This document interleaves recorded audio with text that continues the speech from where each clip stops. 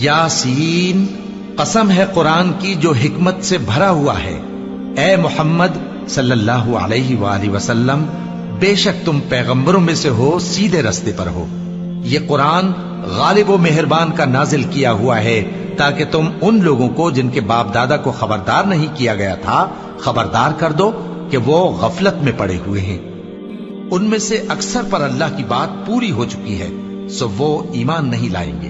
हमने उनकी गर्दनों में तौक डाल रखे हैं और वो ठोड़ियों तक फंसे हुए हैं, तो उनकी गर्दनें अकड़ी हुई हैं, और हमने उनके आगे भी दीवार बना दी और उनके पीछे भी, फिर उन पर पर्दा डाल दिया तो ये देख नहीं सकते।